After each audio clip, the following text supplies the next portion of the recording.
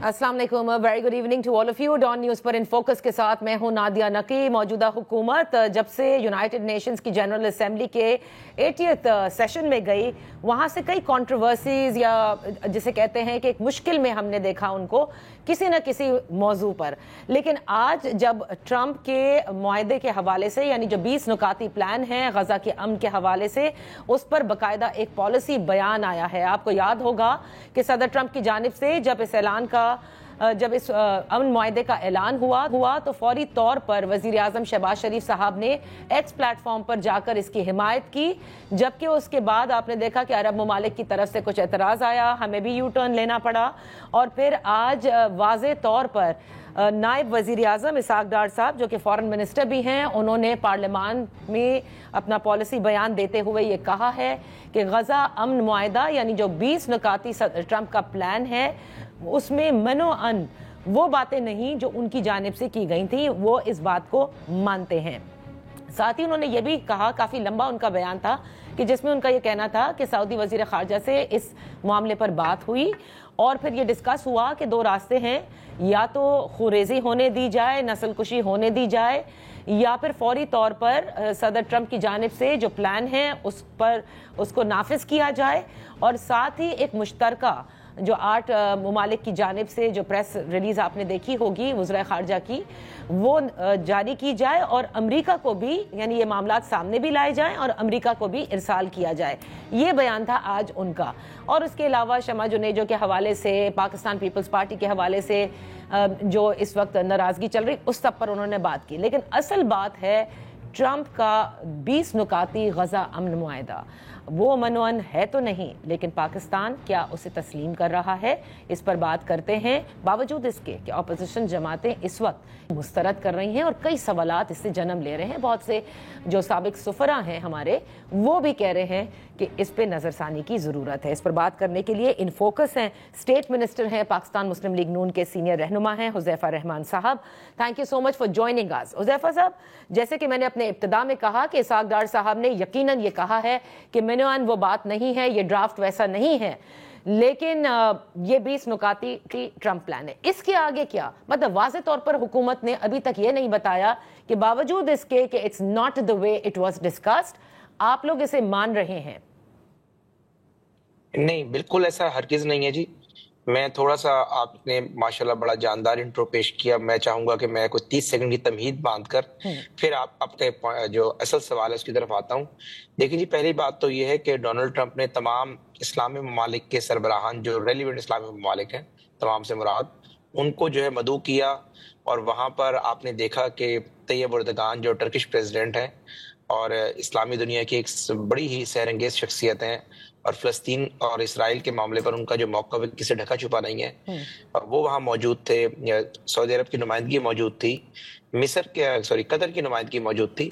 उस मौके पर जो है वो डोनाल्ड ट्रंप ने ये कहा कि उनके पास जो है वो ये मैंडेट मौजूद है जो कि कतर और दीगर इस्लामी ममालिक ने दिया है। एक और इस्लामी मुल्क का नाम भी उन्होंने लिया कि अगर वो 20 नुकाती जो एजेंडा है, अगर इस 20 नुकाती एजेंडे को वो मंजूर कर लें, यानी ट्रंप और बाकी इस्लामी ममालिक, तो कतर ये कहता है कि हम वो हमास से भी मंजूर करा लेंगे, और 90% हमास उस पर एग्री है। ठीक है। तो उसके बाद हुआ ये कि वो 20 पॉइंट्स वहां पर एक एक पॉइंट को डिस्कस किया गया रिलीजियसली।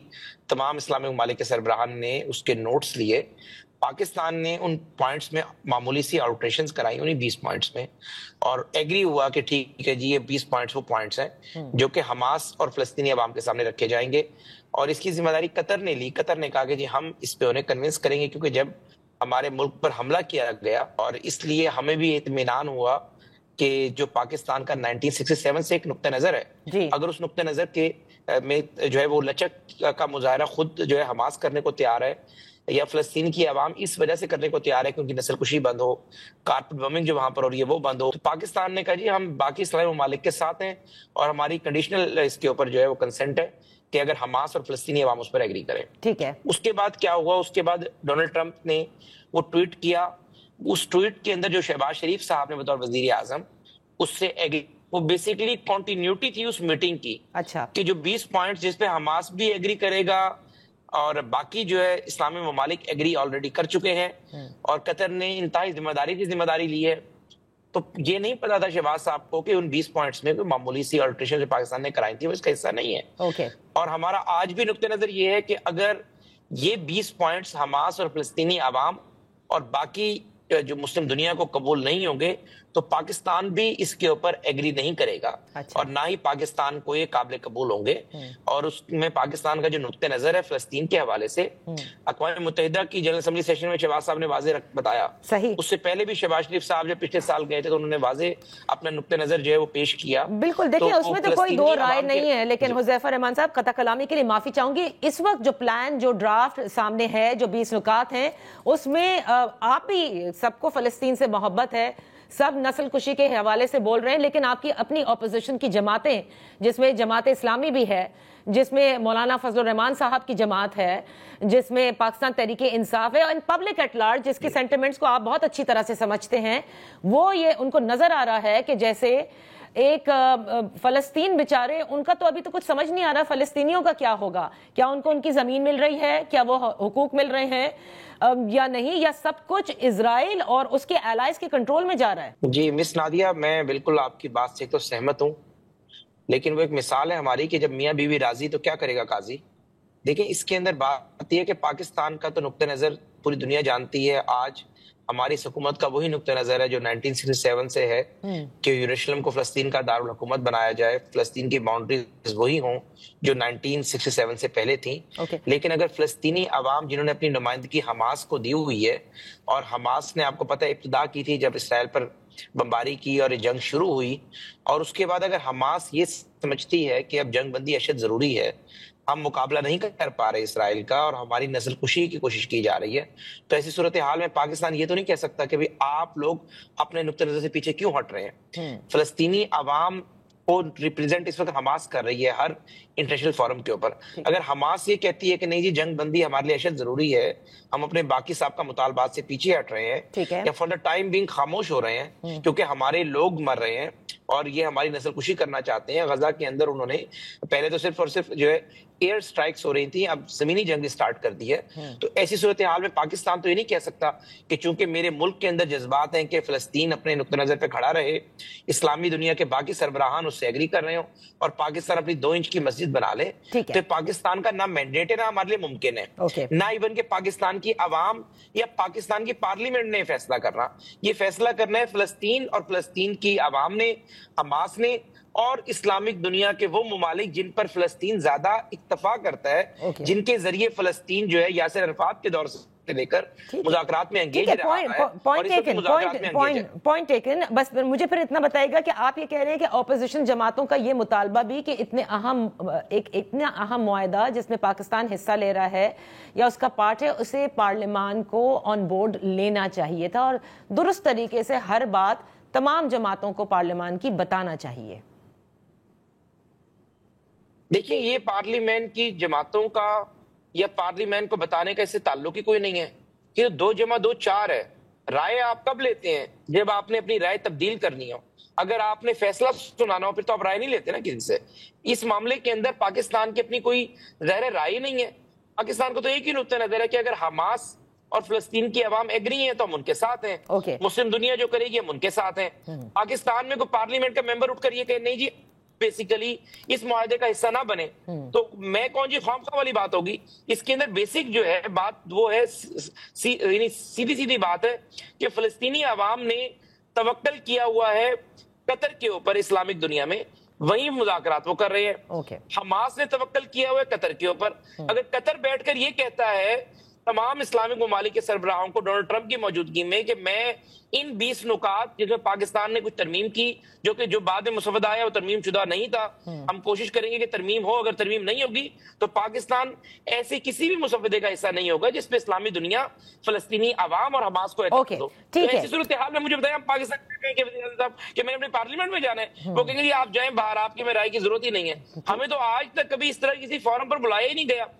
پریزیڈنٹ آپ کو یاد ہے کہ یاسر عرفات اور شاہ فیصل اور ذوالفقار علی بھٹو شہید کے بعد فرسٹ ٹائم پاکستان کو ان تمام اسلامی ممالک نے اس گول میز کے اوپر بٹھایا ہے، ورنہ ہمیں تو اس قابل ہی نہیں سمجھا کرتے وہ۔ چلے پھر تو یہ بات آپ اپوزیشن جماعتوں کو اور پبلک سینٹیمنٹ کو آپ بہتر طور پر آپ نے آج سمجھا دیا، آئی ایم شیور کہ سب کو سمجھ میں بھی آ جائے گا کہ تو کون میں خواہ مخواہ جو you just said it all depends upon کہ حماس کیا کہتا ہے اور عرب ممالک کیا کہتے ہیں، ہم بس وہاں پر ہیں۔ اگر حماس اور عرب ممالک کچھ فیصلہ کرے، پاکستان کے ساتھ کھڑا ہوا ہو، پھر پاکستان کا پارلیمنٹ بھی ہمارا گریبان پکڑنے کی اجازت ہے اسے، اور پاکستانی عوام بھی ہمارا گریبان پکڑ سکتی ہے۔ اب کیا کر رہے ہیں حذیفہ رحمان صاحب؟ یہاں پر پہلے ایک بریک لے لیتے ہیں، بریک کے بعد اپنی گفتگو جاری رکھیں گے۔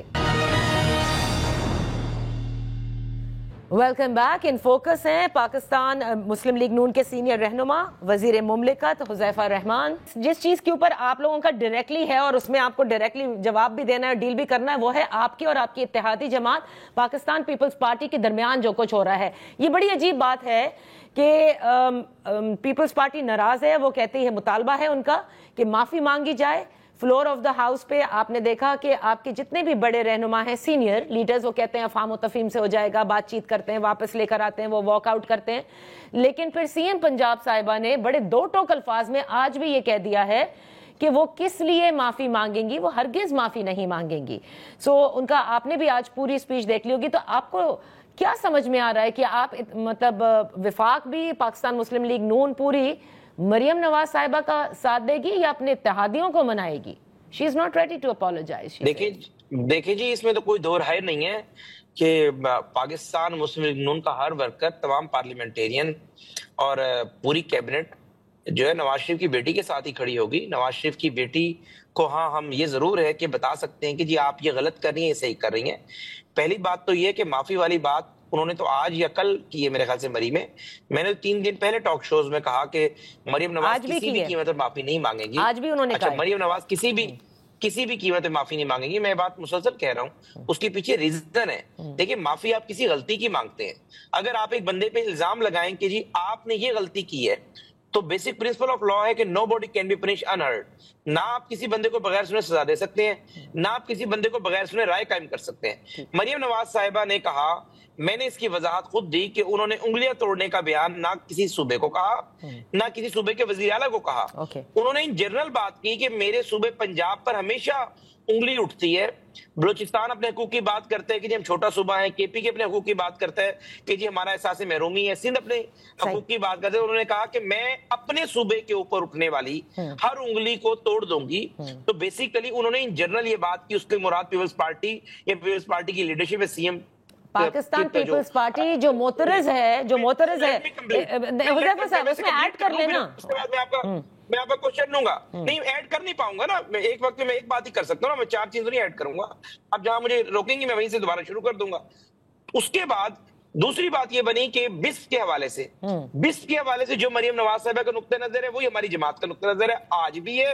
اور رانا ثناء اللہ صاحب سمیت تمام لوگوں نے، ڈی پی ایم سمیت، اسحاق ڈار صاحب نے پرسوں جو ہے نوید قمر صاحب وغیرہ کے سامنے رکھ دیا۔ دونوں ایشوز سیٹل ہو گئے۔ سر وہ نقطہ نظر کیا ہے؟ لوگوں کو بھی بتائیں نا، بی آئی ایس پی کا نقطہ نظر کیا ہے؟ کہا جائے کہ کیونکہ آپ کی بات پیپلز پارٹی اور آپ کے اتحادیوں نے غلط سمجھی ہے، اس لیے آپ معافی مانگیں۔ تو بیسیکلی ہمارا پیپلز پارٹی اتحادی ہے، ہم لچک کا مظاہرہ بھی کریں گے، انہیں عزت بھی دیں گے۔ لیکن اگر کوئی یہ کہے کہ زبردستی مریم نواز کے منہ میں بات ڈال دی جائے کہ چونکہ یہ بات ان کے منہ میں ڈالی ہے اور آپ کہیں کہ نہیں یہ بات جو ہے انہوں نے غلط کی ہے اور یہ پیپلز پارٹی نے غلط سمجھی ہے، انہوں نے وضاحت کر دی ہے پیپلز پارٹی کو جتنا اکاموڈیٹ مریم نواز صاحبہ پنجاب میں کر رہی ہیں کوئی نہیں کر رہا۔ وزیر اعلیٰ ہاؤس کے اندر 2 ہی دفاتر ہیں سیاسی لوگوں کے، یا وزیر اعلیٰ کا دفتر ہے 8 کلب میں، یا یوسف گیلانی صاحب کے بیٹے کا دفتر ہے۔ تو بیسیکلی بات یہ ہے کہ پیپلز پارٹی کے ساتھ ہم چلیں گے بھی۔ یہ تمام اختلافات اللہ کے فضل و کرم سے 90% حل ہو چکے ہیں، باقی بھی حل ہو جائیں۔ لیکن یہ بازید ہو جانا کہ جی مریم نواز صاحب کو جی آپ معافی مانگیں کیونکہ آپ کی بات سمجھ غلط آئی ہے، انہوں نے وضاحت کر دی ہے۔ باقی پرفیکٹ جو اللہ کی ذات ہے، اگر مریم نواز صاحبہ کو غلطی کریں گی تو ہم سب لوگوں نے کہیں گے جی میرے خیال سے آپ کو اپنے بیانات سے پیچھے ہٹ جانا چاہیے۔ ٹھیک ہے، چلیں، ایسی کوئی بات نہیں کہ جسے وہ پیچھے ہٹیں۔ صحیح آپ نے کہا، بس آپ نے واضح کر دیا ہے۔ اب نا اٹس بٹوین یو اینڈ آپ کا درمیان میں سوال تھا، پلیز سوال آپ دے دیں مجھے، پلیز۔ میں دے رہی ہوں، آپ کا سوال رہ گیا تھا۔ نہیں کوئی بات نہیں، آپ نے اس کے اوپر خود ہی آپ آ گئے تھے، بی آئی ایس پی کا آپ نے ذکر کر دیا، it's all right. Let's move to our next topic, جو آپ کی جو اس وقت آزاد کشمیر میں ہو رہا ہے اور اس میں دوسرا مذاکراتی دورہ بھی چل رہا ہے۔ جو ان کے 90% تو جو مطالبات تھے وہ مان ہی لیے گئے تھے. طارق فضل چودھری صاحب نے جب لاسٹ ٹائم ملاقات کی تھی تو بتایا تھا. جو ان کے جو مطالبات 10% ہیں اس میں سے جو رہ گئے ہیں اس میں ایک جو ہے وہ ایسا لگتا ہے جیسے ان کا بنیادی ہے, جس میں وہ یہ کہتے ہیں کہ جو 12 سیٹیں ہیں, نشستیں ہیں مہاجرین کی, جو اس کو وہ ابالش کرنا چاہتے ہیں. میں یہ جاننا چاہتی ہوں شہباز شریف صاحب اس معاملے کو کس طرح سے دیکھ رہے ہیں اور کیا سوچتے ہیں, ابالش کرنی چاہیے؟ دیکھیں جی, بات دو ہیں. شہباز شریف صاحب اس میں کچھ نہیں سوچتے. شہباز شریف صاحب اس میں یہی سوچتے ہیں جو کہ کشمیر کی عوام سوچتی ہے. پہلے تو میں آپ کے سوال کا ڈائریکٹ جواب دے دیا, لیکن میں اس کی پوری بیک گراؤنڈ آپ کو بتا دوں. میں دیکھیں جی حکومت کے ان وزراء میں نہیں ہوں کہ ہر ایشو کا دفاع کروں, اور جہاں ہماری غلطی ہو میں اس کا بھی دفاع کروں, جہاں ہم غلط ہیں اس کا ادراک ہمیں ہونا چاہیے. دیکھیں جی اس وقت ریسنٹ جو معاملات ہوئے یہ 2020 سے یہ محرومی کشمیر میں سٹارٹ ہوئی. اس وقت پی ٹی آئی کی حکومت تھی, تنویر الیاس کو نے وزیر اعظم بنایا, ایک الیکٹڈ پوزیشن کے اوپر ایک سلیکٹڈ آدمی بٹھا دیا. 2022 میں ہم نے اس کو حل کرنے کی کوشش کی, بجلی کا یونٹ جو ہے 3 روپے کے اوپر لے کر آئے, لیکن ظاہر ہے لاوا جو ہے وہ پک رہا تھا, وہ لاوا ایک دم پھٹا. آج ہم سمجھتے ہیں کہ پی ایم ایل این بھی, پیپلز پارٹی بھی اور پی ٹی آئی بھی, تینوں کو اس کی ذمہ داری لینا ہوگی. جو وہاں کی لوکل لیڈرشپ ہے ان سب کو لینا پڑے گی. باقی بات یہ رہی کہ ہم کوشش کر رہے ہیں کہ کشمیر کے لوگوں کا احساس محرومی دور ہو, ان کے جائز مطالبات مانیں, لیکن یہ قابل قبول بات نہیں ہے کہ آپ نے 2022 میں کشمیر کی پولیس کے اہلکاروں کو پہاڑوں سے دھکا دیتے ہوئے آپ نے دیکھا, جن کی لاشیں بعد میں اٹھائیں ریاست نے, اور اب جو ہے پرسوں بھی اسی قسم کے واقعات بنے. تو آپ نے جائز مطالبات ضرور سامنے رکھیں, لیکن آپ ریاست کو کمزور نہ سمجھیں. ریاست آپ سے محبت کرتی ہے اور ریاست یہ سمجھتی ہے کہ آلریڈی جو ہے ظاہر ہے بیسیکلی ہم سمجھتے ہیں کہ کشمیر جو مقبوضہ کشمیر ہو یا آزاد کشمیر ہو, یہ ظاہر ہماری ایک شہرگ ہے, اور ان کا احساس محرومی کا ہمیں زیادہ احساس ہے. اور ہم نے پاکستان نے ہمیشہ یہ کشمیر تو ظاہر ہمارے ہم یعنی یہاں پر موجود ہیں, جو ہمارا مقبوضہ کشمیر ہے ہم تو اس کے بارے میں کہتے ہیں کہ Kashmir is not a disputed territory between India and Pakistan. Kashmir جو ہے بیسیکلی پاکستان کا حصہ ہے. سو آپ سمجھتے ہیں کہ یہ معاملات حل ہو جائیں گے حذیفہ صاحب, یا یہ جو مطالبات ہیں؟ میں اسے مکمل کر رہا ہوں. اچھا, عرض یہ ہے کہ اب جو حالات ہیں وہ 12 سیٹوں کی بات کرتے ہیں, کہ جو 12 سیٹیں جو ہے پاکستان یعنی پنجاب میں, سندھ میں جہاں مہاجرین ہے, جہاں الیکشن ہوتا ہے, کراچی میں بھی ایک ہوتا ہے, پنجاب میں کچھ سیٹوں پہ ہوتا ہے, سیالکوٹ میں ہوتا ہے, گجرانوالہ میں ہوتا ہے, لاہور میں بھی آئی تھنک ہوتا ہے. تو اس پہ وہ کہتے ہیں کہ اسے ختم کر دیں, یہ ان کا آئین ختم کرے گا. ہمارے آئین میں تو ہے نہیں یہ constitution of Azad Jammu and Kashmir, اور یہ وہ اس اسمبلی میں ان کے لیجسلیٹر موجود ہیں, بیٹھے ہوئے ہیں, ان کے اپنے لوگوں نے فیصلہ کرنا ہے. دیکھیں اگر سب جماعتیں اس پر ایگری ہیں, پی ٹی آئی ایگری ہے, پیپلز پارٹی ایگری ہے, تو پی ایم ایل این بھی ایگری ہے, اور ہم اپنے لوگوں کو کہیں گے کہ آپ ووٹ دیں. لیکن اگر وہاں کے الیکٹیبلز یہ بات کہتے ہیں کہ نہیں یہ مطالبہ ناجائز ہے, ہم اس کو نہیں ہونے دیں گے, پھر ظاہر ہے ہمارے لیے مشکل ہوگا. لیکن تمام باتوں کا جو حل ہے وہ بیٹھ کر ہی نکلتا ہے. صحیح, جن چیزوں کا ہم حل اپنے ایگزیکٹو آرڈر سے دے سکتے ہم نے کر دیا حل. باقی اس کے لیے آئینی ترمیم کی ضرورت ہے, ہم آئینی ترمیم کے لیے تیار ہیں, لیکن اس کے لیے بقیہ پارلیمنٹ بھی تیار ہو تبھی ہم آئینی ترمیم کریں گے نا. اس میں شہباز شریف صاحب, میاں نواز شریف صاحب یا مریم نواز صاحبہ کی رائے اس لیے اہم نہیں ہے کہ وہ کشمیر کے عوام کا مینڈیٹ لے کر اسمبلی میں نہیں بیٹھے ہوئے. کشمیر کے عوام کا مینڈیٹ لے کر کشمیر کے اپنے الیکٹیبلز. بہت بہت شکریہ حذیفہ رحمان. We got your point. Thank you so much for participating. یہ وقت ہو گیا ہے ایک بریک کا. جب بریک سے واپس حاضر ہوں گے تو جو امن معاہدہ ہے اس کے حوالے سے بات کریں گے عزیر یونس سے. Welcome back. غزہ کی امن معاہدہ, ٹرمپ کا جو 20 نکاتی پلان ہے, اس پر بات کرنے کے لیے ہمارے ساتھ ہیں عزیر یونس صاحب, ماہر جنوب ایشیا امور ہیں. بے حد شکریہ فار جوائننگ اس. عزیر, آج فلور آف دا ہاؤس پہ اسحاق ڈار صاحب نے بھی پالیسی سٹیٹمنٹ دی, اور آپ سے قبل ہمارے ساتھ اسٹیٹ منسٹر تھے پی ایم ایل این کے, ان کا یہ کہنا ہے کہ ہم کون ہوتے ہیں کچھ بھی کہنے والے, مطلب ٹھیک ہے ہماری بات منوان نہیں آئی جو کہ اسحاق ڈار صاحب نے آج کہی ہے, لیکن we're sticking to it till the time Hamas agrees. اگر حماس اس کو رد کر دیتا ہے, اس پلان کو عرب ممالک رد کر دیتے ہیں, تو ظاہر ہے کہ ہم بھی رد کر دیں گے, لیکن ہم اپنی 1.5 اینٹ کی الگ مسجد نہیں بنا سکتے, کوٹ ان کوٹ انہوں نے یہ کہا ہے. اور آپ نے دیکھا کہ صدر ٹرمپ کی جانب سے بھی اس اعلان سے قبل انہوں نے پاکستان کی تعریف کی اور کہا کہ وہ اس میں ان کی حمایت حاصل ہے. سو آپ کے خیال سے کیا پاکستان پر یہ پریشر ہے کہ ٹھیک ہے منوان آپ کی چیزیں نہیں آئی ہیں جو ہم نے ڈسکس کی تھی, but you got to actually implement this? دیکھیں میں اتفاق کرتا ہوں حکومتی اس پوزیشن سے کہ اگر ترکی سے لے کے قطر، سعودی عرب سے لے کے انڈونیشیا تک اگر تمام مسلمان ممالک، زیادہ تر مسلمان ممالک جو ہیں وہ ایک پلان کے ساتھ کھڑے ہیں، تو پاکستان کو بھی اسی پلان کے ساتھ کھڑا ہونا چاہیے. اور اگر اس پلان کے اندر تبدیلیاں ہو رہی ہیں جو کہ قبول نہیں ہیں اسٹیک ہولڈرز کو، یا صدر ٹرمپ نے انڈیویجولی ان میں تبدیلی کر دی نتنیاہو سے ملاقات کے بعد، تو اس کام کا لیڈرشپ رول جو ہے وہ خطے کے جو بڑے ممالک ہیں بالخصوص سعودی عرب اور قطر، وہ امریکہ سے اس بارے میں بات کریں. پاکستان بیک چینل ڈپلومیسی میں ہو سکتا ہے انگیج کرے ان ممالک کے ساتھ اور الائنڈ رہے، لیکن پاکستان کی اپروچ یہ ہونی چاہیے جو خطے کے اونرز ہیں، بڑے ممالک ہیں مشرق وسطیٰ کے، بالخصوص سعودی عرب، وہ اس کام میں لیڈ لیں. اور اگر وہ اگری کرتے ہیں ترکی کے ساتھ اور انڈونیشیا کے ساتھ، تو پھر پاکستان کو بھی اسی پلان کے ساتھ آگے بڑھنا چاہیے، کیونکہ خطہ جو ہے وہ پہلے سعودی عرب اور قطر کا ہے، سٹیکس ان کے سب سے زیادہ ہیں. تو اگر وہ اگری کر رہے ہیں اور پھر حماس کے ساتھ انگیج کر رہے ہیں، تو پاکستان کو اس پروسیس کی سپورٹ بالکل کرنی چاہیے. اچھا، لیکن آپ نے دیکھا کہ یہاں پر بہت سارے لوگ جو کامنٹ کر رہے ہیں، نہ صرف پاکستان میں بلکہ پاکستان سے باہر بھی، جو فلسطین کے لیے ایک درد رکھتے ہیں کہ اس پورے پلان میں کہیں بھی فلسطینیوں کے لیے کچھ نہیں ہے. لائک ان کی مرضی اور منشا کیا ہوگی، وہ کہاں اس انتظامی ڈھانچے کا حصہ کیسے بنیں گے، and ultimately to their own land rights, to their own ownership of a state, یہ کہیں ذکر نہیں ہے. اور اس سے ایسا لگتا ہے کہ الٹیمیٹلی جو اسرائیل چاہتا ہے وہی کر رہا ہے امریکہ.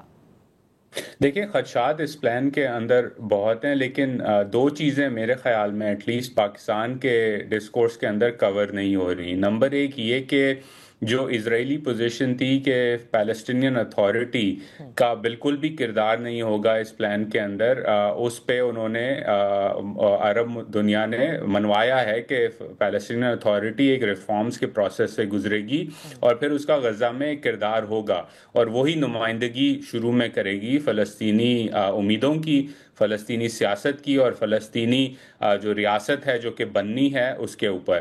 دوسرا جو ہے وہ یہ کہ جو ٹو اسٹیٹ سولوشن ہے جسے ریجیکٹ کرتا رہا ہے نتنیاہو اور اسرائیل بالخصوص، اس کے اوپر بھی ایک بڑا کلیئر پوزیشن ہے. اور صدر ٹرمپ نے صرف اس پلان کے اندر نہیں، اس پلان سے پہلے بھی میڈیا سے گفتگو کرتے ہوئے کہا کہ میں اینیکسیشن کی اجازت نہیں دوں گا اسرائیل کو ویسٹ بینک کے اندر، اور یہ ایک بڑی کلیئر پالیسی اسٹیٹمنٹ تھی.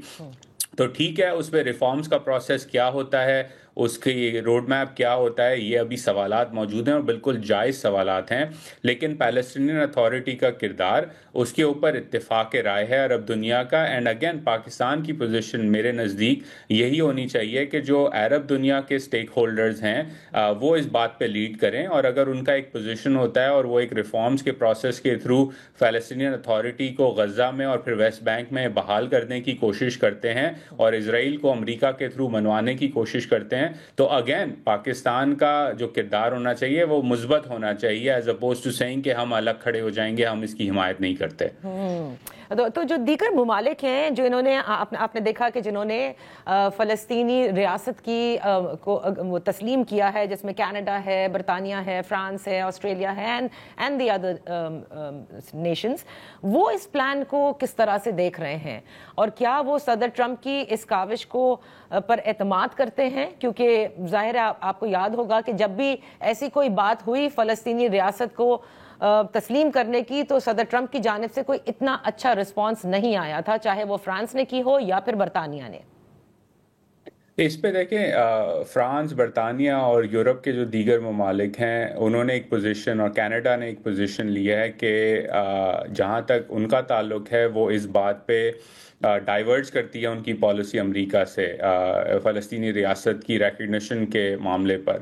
یہ تو پبلکلی اسٹیٹڈ پوزیشن ہے. جہاں تک میں سمجھ سکا ہوں واشنگٹن کے اندر کہ جو پرسپیکٹو ہے ڈونلڈ ٹرمپ کا وہ یہ کہ اس پروسیس کو وہ بھی ریلکٹنٹلی سپورٹ کر رہے ہیں، کیونکہ اس سے کر وہ یہ رہے ہیں کہ اسرائیل بالخصوص نیتن یاہو کو کہہ رہے ہیں کہ آپ کی آئسولیشن اور آپ کی دنیا کے اندر ایک روگ سٹیٹ کے سٹیٹس کے درمیان اب صرف امریکہ کھڑا ہے اور امریکہ کے اندر صرف ڈونلڈ ٹرمپ کھڑا ہے. ریپبلکن پارٹی کے اندر رائٹ ونگ کی سائڈ پر اگر آپ میڈیا ایکو سسٹم دیکھیں, ٹکر کارلسن, اسٹیو بینن جیسے لوگوں کی, میگن کیلی جیسے لوگوں کی گفتگو دیکھیں تو وہ بھی اب کرٹیسائز کر رہے ہیں اسرائیل کو. لیفٹ پہ ڈیموکریٹ میں تو ویسے ہی جو بائیڈن کے زمانے سے ایک ریبیلین شروع ہو گیا تھا اسرائیلی پالیسی پر. تو اب جو پروسیس چل رہا ہے امریکہ کے اندر وہ یہ کہ دیکھیں یو کے, کینیڈا, فرانس, دیگر ممالک آپ کے ساتھ کھڑے نہیں ہیں, آپ ان کو ہار چکے ہیں. امریکہ آپ کے ساتھ ابھی بھی کھڑا ہے, لیکن اگر آپ امریکہ کے اس پلان کے ساتھ نہیں چلیں گے اور کمپرومائز نہیں کریں گے عرب اور مسلم ممالک کے ساتھ, تو پھر ہو سکتا ہے ڈونلڈ ٹرمپ بھی جو ہیں اور یہ ریپبلکن ایڈمنسٹریشن بھی جو ہے ایک سخت بیانیہ جو ہے وہ آگے لے کر چلے. اور اس کا آپ نے ایک ٹریلر جو ہے پچھلے ہفتے دیکھا جب نیتن یاہو سے ڈونلڈ ٹرمپ نے امیر آف قطر کی فون کال کروائی اور معافی منگوائی. مجھے نہیں لگتا کہ جو بائیڈن اگر صدر ہوتے تو ایسا کوئی کام کیا جاتا, لیکن بڑا ایک کلیئر سگنل ہے ڈونلڈ ٹرمپ کی طرف سے کہ you need to fall in line or else. And I think اسی وجہ سے تھوڑی سی جو فلیکسیبلٹی اس وقت آپ کو نظر آ رہی ہے اسرائیل کی معاملات میں, وہ اسی وجہ سے آ رہی ہے کیونکہ انہیں معلوم ہے کہ اگر یہ دراڑ پڑ گئی تو پھر سیاسی طور پہ جو بائی پارٹیزن کنسنسس امریکہ میں ہوتا تھا اسرائیل کے اوپر وہ کبھی واپس نہیں آئے گا. سو جو آپ نے ابھی بات کہی, اس کے باوجود لوگوں کو سب سے زیادہ جو اعتماد کا فقدان ہے وہ ابھی بھی یہی نظر آتا ہے کہ آیا صدر ٹرمپ کی جانب سے جو بھی یہ 20 نکات ہیں ان پر is he going to live up to it, یا اسرائیل اسپیشلی نیتن یاہو جس کی ہمیشہ مانی گئی ہے, چاہے وہ UN سیکیورٹی کاؤنسل میں بھی امریکہ نے ہمیشہ ویٹو کیا ہے, جتنی بھی قرارداد ہوئی ہیں, تو غزہ کے حوالے سے یہ ایک اعتماد کا فقدان ضرور ہے.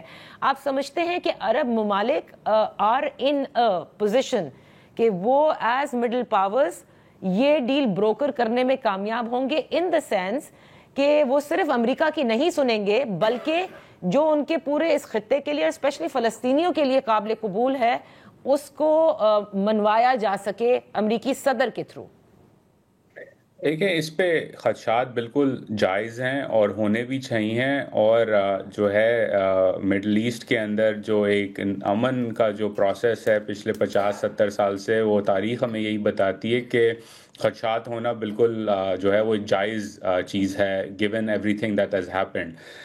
میرا ماننا یہ ہے کہ ان خدشات کے باوجود جو کوشش کی جا رہی ہے وہ کوشش کو سراہنا چاہیے, امن کی طرف بڑھنا چاہیے مڈل ایسٹ کو, مشرق وسطیٰ کو, اور اس کے اندر جو بڑی کلیئر ریڈ لائن ہے بالخصوص UAE اور سعودی عرب کی طرف سے, وہ 2 ریڈ لائنز ہیں. نمبر 1 کہ ایبراہم اکارڈز کی ایکسپینشن اس وقت تک ممکن نہیں جب تک کہ فلسطینی ریاست بنے گی, اس وقت تک سعودی عرب اس بات پہ آگے نہیں بڑھے گا, نمبر 1. اور نمبر 2 ایمریٹس کی طرف سے کہ اگر اسرائیل نے اینیکسیشن کی ویسٹ بینک کے اندر تو جو ابراہیم اکارڈ 1.0 تھا جس میں UAE نے ریکگنائز کیا تھا وہ خطرے میں پڑ جائے گا.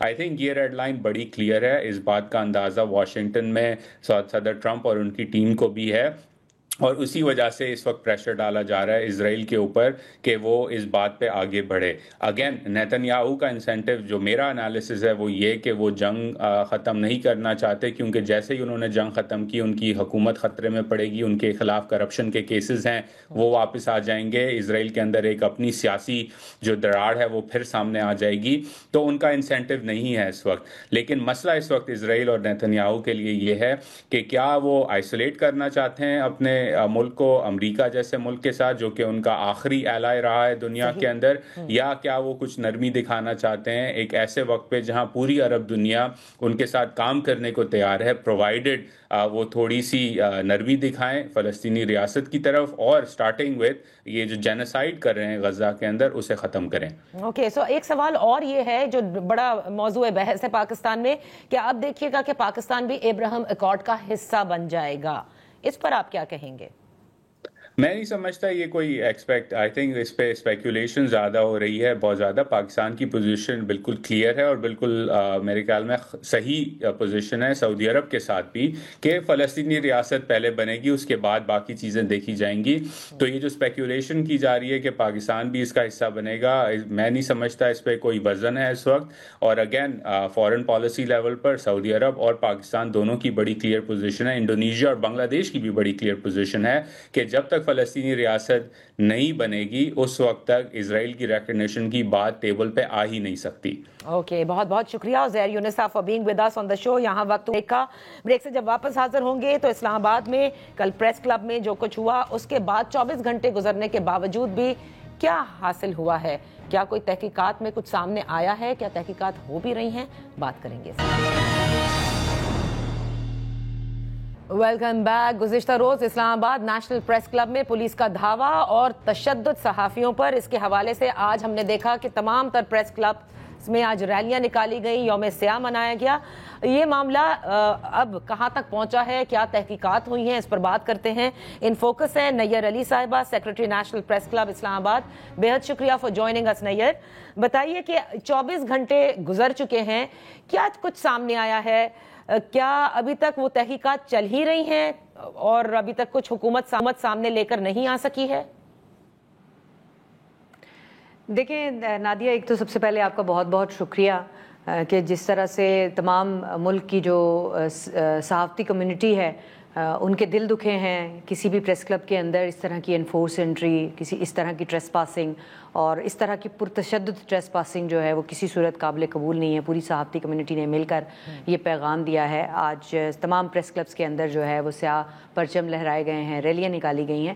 تو میرا خیال ہے کہ یہ واضح پیغام ہے کہ اگر کسی پریس کلب کے اندر اس طرح سے گھسیں گے, دھاوا بولیں گے, تو یقینی طور پر پوری کمیونٹی کی طرف سے جو ہے وہ رسپانس آئے گا. جہاں تک بات ہے تحقیقات کی, تو جن لوگوں کی ذمہ داری ہوتی ہے تحقیقات کرنا, وہ لوگ خود ہی جو ہیں وہ دھاوا بولنے والے اور حملہ کرنے والے لوگ ہیں.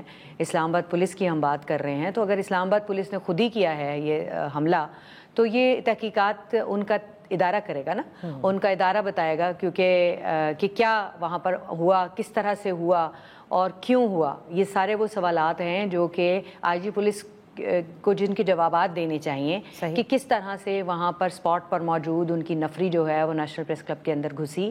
انہوں نے وہاں موجود لوگوں کے اوپر, صحافیوں کے اوپر ڈنڈے برسائے.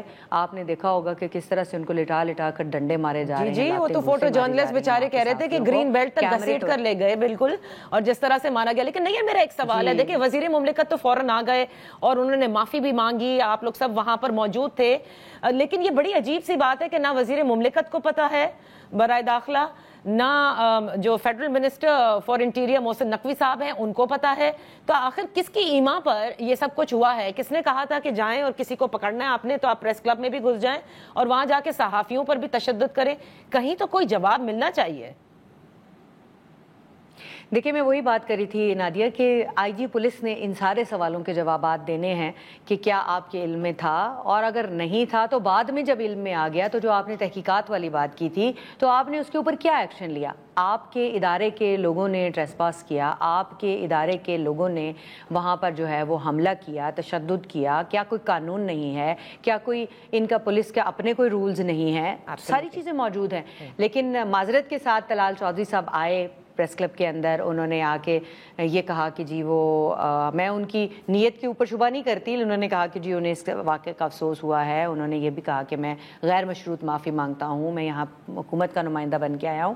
وہ ساری باتیں اپنی جگہ کے اوپر ہیں, لیکن دل آزاری جس طرح کی ہوئی ہے تو اس کے جواب میں تو فوری طور پہ انہیں یہ انتظار نہیں کرنا چاہیے کہ پریس کلب لکھ کے دے کہ فلاں جو ہے وہ ایس ایس پی وہ اس تھانے کا انچارج ہے, اس علاقے کا انچارج ہے اور وہ وہاں ڈیوٹی پر موجود تھا, فلاں ایس ایچ او موجود تھا, اور وہ سارا جو ہے وہ ٹیم لیڈر سے لے کر نیچے تک جو ہے وہ ان کو فوری طور پر کارروائی کرے. یہ کارروائی تو ان کو انٹرنلی کر لینی چاہیے تھی. تمام فوٹیجز موجود ہیں, تمام چینلز چلا رہے ہیں, ساری کوئی زیرو کارروائی, zero action. They are waiting کہ ہم کوئی چارٹر آف ڈیمانڈ دیں گے تو اس کے بعد کارروائی ہوگی.